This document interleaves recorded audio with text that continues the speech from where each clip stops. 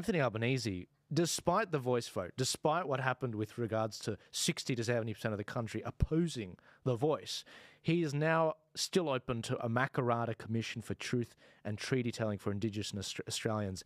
I'm going to come to Natalie in a second, but Anthony Albanese says he will attend Arnhem Land's Gama Festival in August to talk about a way forward on Indigenous policy after the defeat of the voice referendum, keeping open the prospect of setting up a Makarrata Commission to advance truth and a treaty process. The treaty process is undergoing various states at the moment, as Anthony Albanese mentioned. A lot of the leaders were disappointed in the referendum result, and they're eager to talk at Gama with Albo in August about a potential way forward despite that.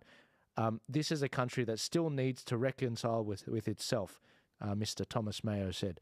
Strong advocates of the referendum have privately questioned why the government hasn't made faster progress on a post-voice agenda, despite the defeat. Why haven't you just run over democracy? Natalie, can you tell me? Sorry, 60 to 70% of the population voted no. Anyway, Makarrata. Yes, I was very, very curious because, sometimes you think, well, the word itself, what does it mean? So I looked it up and I found the definition in, I think it was Flinders University. Yeah, Flinders University. So it's a word in the Yolngu language. I hope I said that correctly. And it means the resumption of normal relations after a period of hostilities. So we must have had a lot of hostilities. I'm a bit confused. I wasn't aware that there were hostilities in our country. And the Yolngu people I looked up as well, and they were in the northeastern Arnhem Land. It's a very small area of Australia. So I'm sure that Makarrata would be different in different tribes. I'm sure there's different words for it. I just don't understand. Yeah. Sorry, we all good, Rami? Take a break? No, that's all right. We're all good. We just need to fix up the HDMI, please. Yeah, sure, mate. No worries. You guys are getting an absolute authentic experience with regards to the podcast. Makarrata specifically talking to the, it being the end of a hostility period. I've had this explained to me before, correct me if I'm wrong. I sat with Alec Dumaji, and he made the point that we need a treaty to end the period of war that we're currently in. So that's what Makarrata is basically saying. We're coming out of that war period. Right. I wasn't quite aware that we were at war. Right. That's so weird. War? Well, hostilities. Wow. We've had hostility. So that's what Makarrata is. I wasn't aware of the exact terminology or what language it came from, but I thought I'd look it up because it is confusing. The difference between the treaty, the Makarrata, and what was the other thing that all the teals were going on about? Truth and reconciliation process or something? Yeah. Truth telling. There's something from the heart. Oh, the Uluru Statement from the heart. That's the one. Yeah, yes. that one. Yes, Yeah. I had lots of interesting conversations with Allegra Spender on that one. So yeah. Right. So my understanding is they want to do this treaty process so that they can cut things off, basically. But the way they were going about it is they wanted one voice that could negotiate for all the tribes around Australia, which this is why the Black Sovereignty movement was so against it. And that one voice would be able to, in a position and democratically vote on behalf of all these Aboriginal groups. And so all these Aboriginal groups, which is impossible because they'd be ceding their sovereignty if the voice got up. That's why they opposed it. And they could then move forward in a truth-telling process, a treaty process to end the hostility period, to enshrine even more power into the Constitution for Aboriginal Australians. I warned about this when I went to New Zealand. I did an interview about their Waitangi Tribunal. It's like The Voice, but it's been around for like 30 years. This is the sort of thing I was really worried about. Tony, what did you think about all this? Oh, look, for me, as you know, I was firmly in the no camp when it came to this. And for me, I find it almost a contradiction of sorts where, we hear, in a democratic society, but we're going to have one voice. It just contradicts its very own nature. Secondly, I do a lot of work, well, maybe not in the last year or two, but I did a lot of work in the communities. And one thing I know about the communities is they're very fluid and dynamic, and you don't speak for all those communities. Each community speaks for itself, and they have that tribal mentality, and that's how they operate. Here we are saying, let's have a treaty. It's going to be my treaty, right, the way I set it up. You're going to listen to me, but we're going to give you this voice that we can absolutely usurp at any point in time. That is something they're not going to accept, and I sincerely hope they never accept it, because it totally takes away from their own identity. Yeah, and we're starting to see this even more.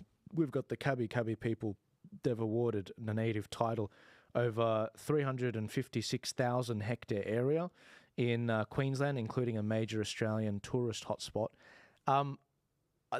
We're seeing this a lot of things being classified under native title. I'm really getting worried about this because despite the voice vote, despite a clear opposition to all this, we're seeing them run roughshod over it. Well, Chris, what that map seems to include all of the Sunshine Coast. It almost does. And I actually looked up what the Queensland South Native Title Services CEO, Tim Wilster, said. And he said they can't prohibit people from going places.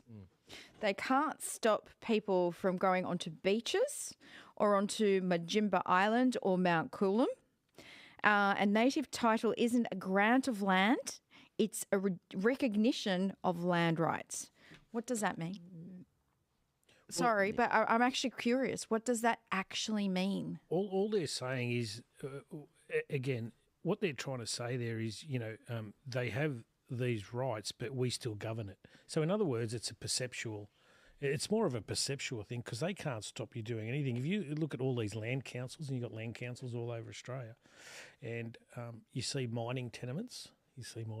And I remember looking into a case up there in Borroloola in Northern Territory. So these mining tenements, they basically do what they want in conjunction with those land councils, and in this sense it was the Northern Land Council, and they do deals on behalf of the communities. But when you actually go to the town of Borroloola, there's not a lot there.